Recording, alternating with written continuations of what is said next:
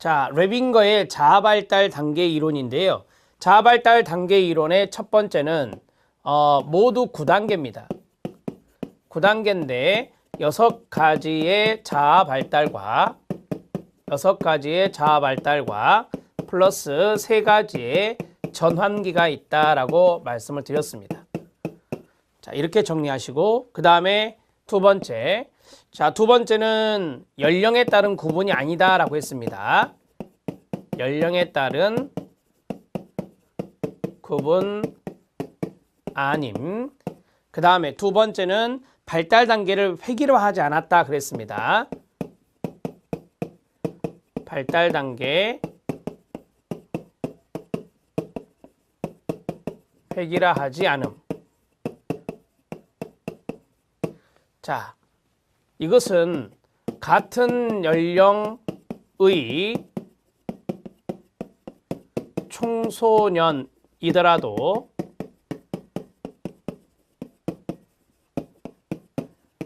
자아 발달 단계가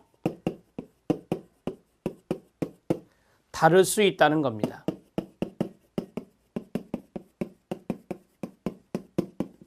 자, 이렇게 정리해 놓으시고 그 다음에 이제 여기 있는 9가지의 단계를 두 문자 암기법으로 정리를 해보면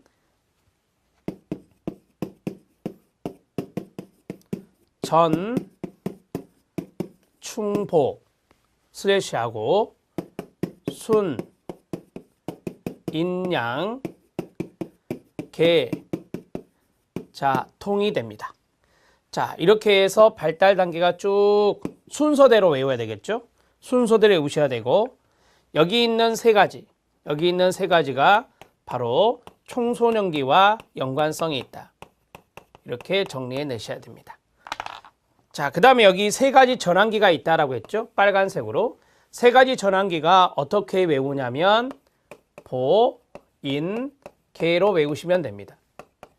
자, 보인개를 찾으시면 되는데 보, 그 다음에 인, 그 다음에 개가 있습니다. 그러니까 징검다리식이죠. 징검다리 이렇게 되어 있네요. 자, 이제 이걸 풀면 됩니다. 풀면 전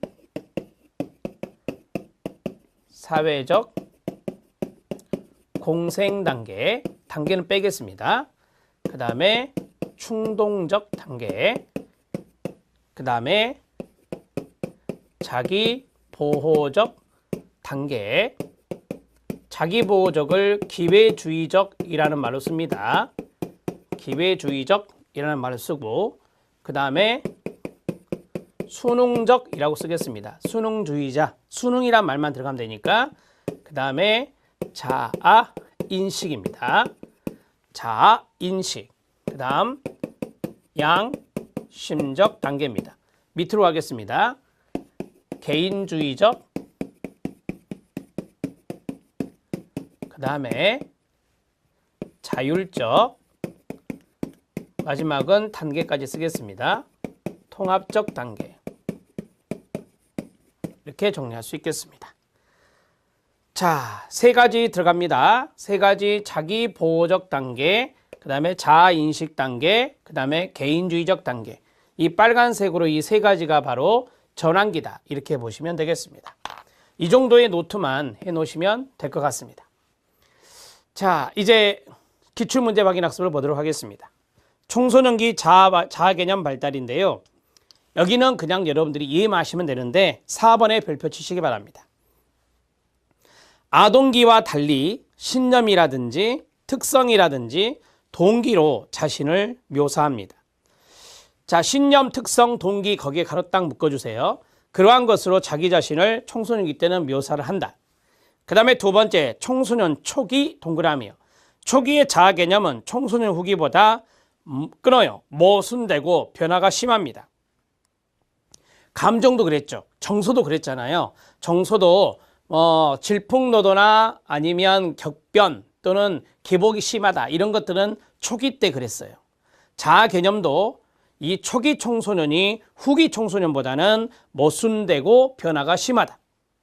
2번 별표, 청소년기 초기에는 아동기에 비해 더 긍정적인 자아 개념을 가지는 것이 아니라 끊어요.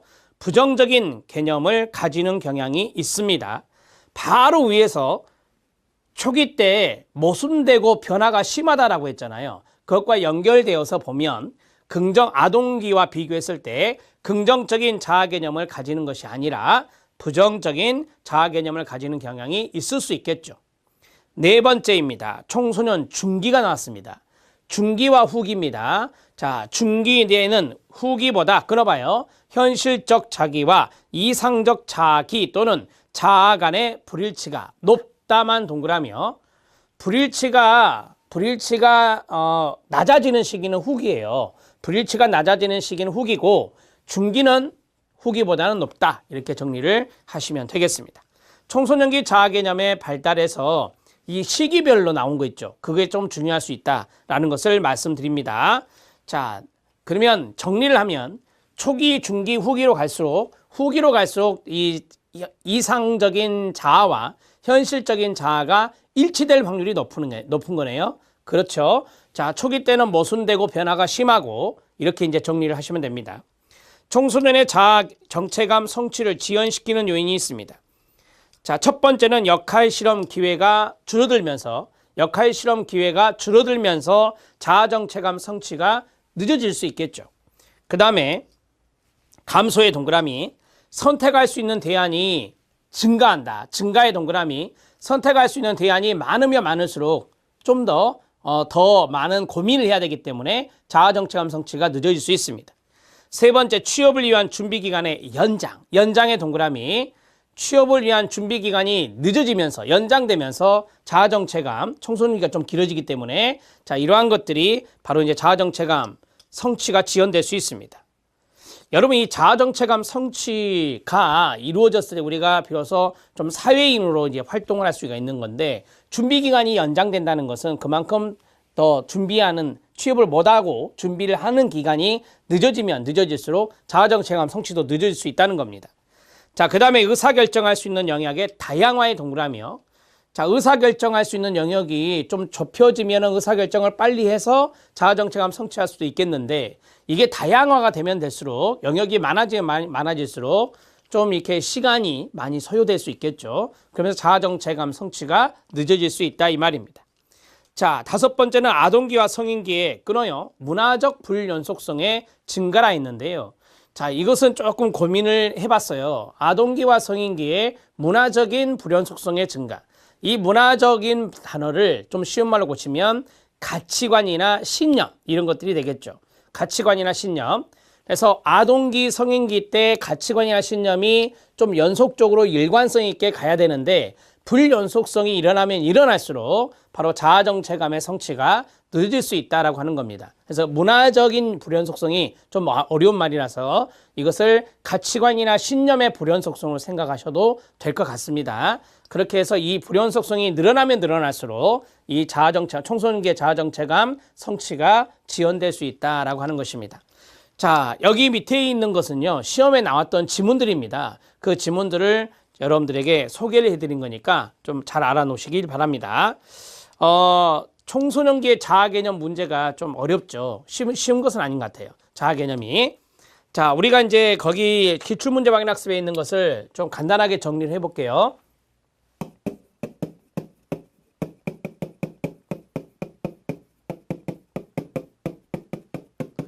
청소년기의 자아 하면은 이제 우리가 앞에서 했던 거,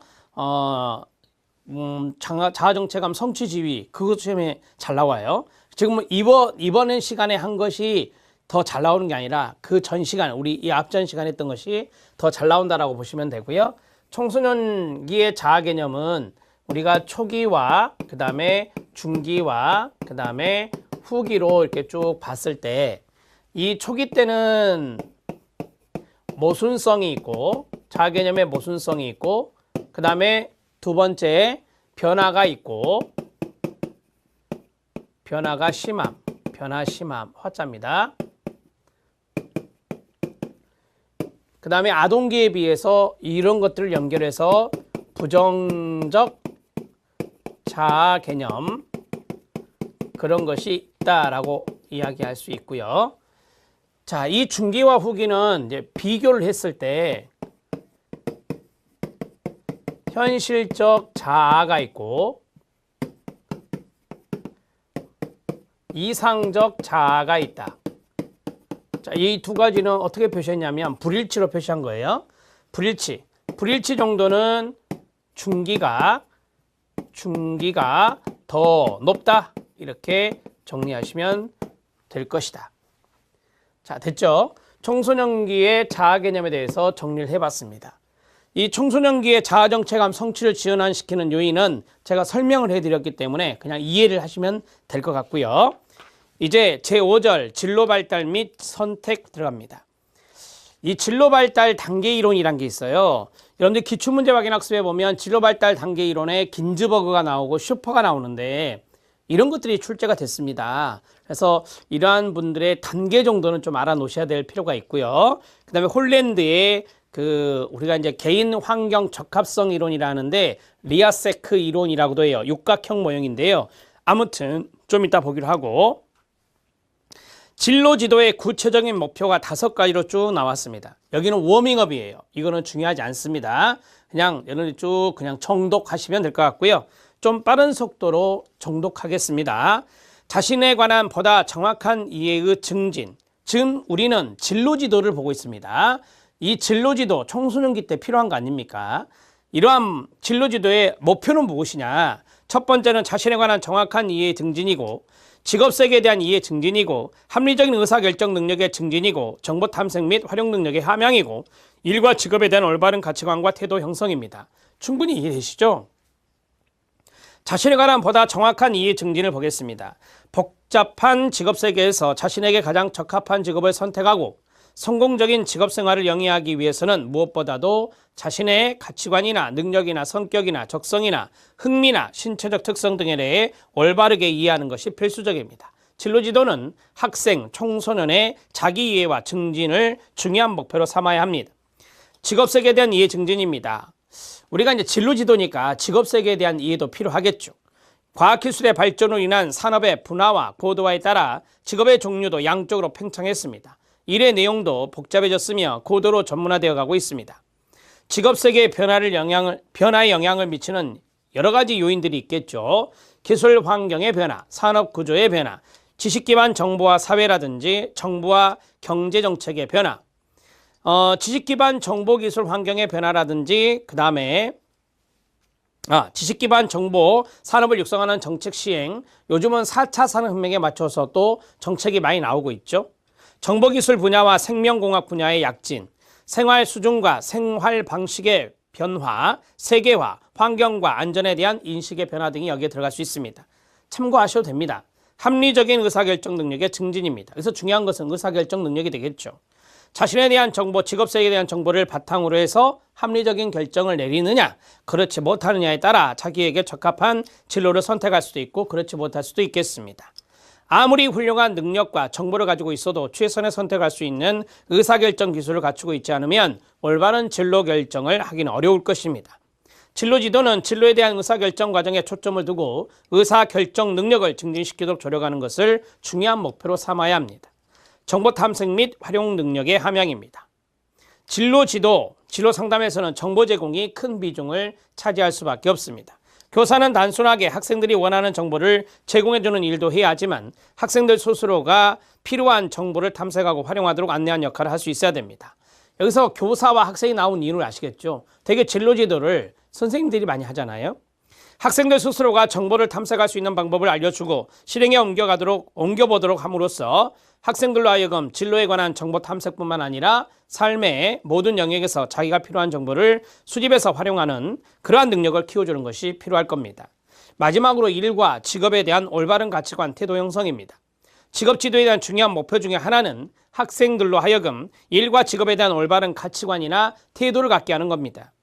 자, 일 자체를 목적으로보다는 수단으로 여기는 생각에서 벗어나도록 해야 됩니다. 특정한 종류의 직업에 대한 편견을 버리도록 해야 됩니다. 성 역할에 대한 고정관념에서 벗어나도록 조력해야 됩니다.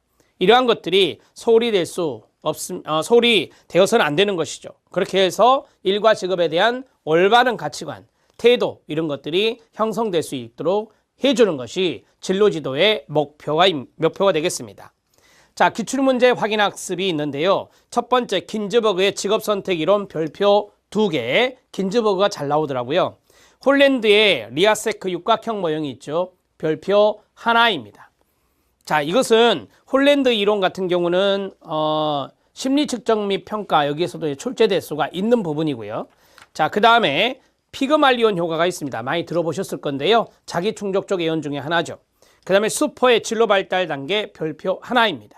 자, 그러면 우리가 이제 발달 단계로 쭉 봤을 때 긴즈버그와 슈퍼가 여기에 들어갈 수 있습니다. 긴즈버그 보면은 뭐 암기법 환잠현이 있고, 그 다음에 슈퍼에 보면은 슈퍼의 진로 발달 단계 성탐 확률세가 나와요. 이 암기법은 무조건 외우셔야 됩니다. 아주 짤막하게 문제가 출제되거든요. 길게 출제 안 되더라고요. 그래서 이런 것들은 단계를 기본적으로 쭉쭉 외워주셔야 된다는 것을 말씀드립니다. 자, 교재를 보고 그 다음에 제가 이번 시간 끝나고 판서를 하겠습니다. 자, 직업 선택은 일생, 즉 장기간에 걸쳐서 이루어지는 겁니다. 직업 선택 과정은 비가역적이다. 다시 리버스 되지 않는다는 겁니다. 비가역적이고 개인의 욕망과 현실 사이에서 타협적으로 이루어진다고 긴즈버그는 이야기하고 있습니다. 진로 발달 단계 암기법 환잠현입니다. 환 동그라미 환상기, 잠 동그라미 잠정기, 동의어가 시험기입니다. 자, 그 다음에 현실기 현자 동그라미 환잠현 또는 환시현 이런 식으로 외우시면 됩니다. 자, 연령을 보면 유년기 11세 이전이고요. 초기 청소년기가 두 번째 단계죠. 11세, 17세 미만, 17세부터서 성인 초기까지 여기를 현실기로 구분했습니다. 이 연령대는 중요하지 않아요. 참고하셔도 됩니다. 자, 특징을 보면 환상기입니다. 환상이란 단어를 조금 생각해 주시고요. 현실적인 여건을 고려하지 않고 주관적, 환상적이며 자신이 바라는 욕구와 행동을 직업 선택과 동일시하는 단계입니다. 환상적에 동그라미 치면 됩니다. 놀이중심 단계, 놀이중심에 동그라미요. 놀이중심 단계로서 다양한 직업적 역할이 놀이를 통해 나타납니다. 놀이의 동그라미, 환상기였습니다. 잠정기입니다. 이 잠정기는 흥능가전에 동그라미 치세요. 흥능가전. 이것도 시험에 나왔었어요. 흥능가전. 흥은 흥미기, 능은 능력기, 가는 가치기, 전은 전환기가 됩니다. 아, 이렇게 외우시면 돼요. 잠정기는 흥능가전. 이런 식으로 정리하시면 되겠습니다.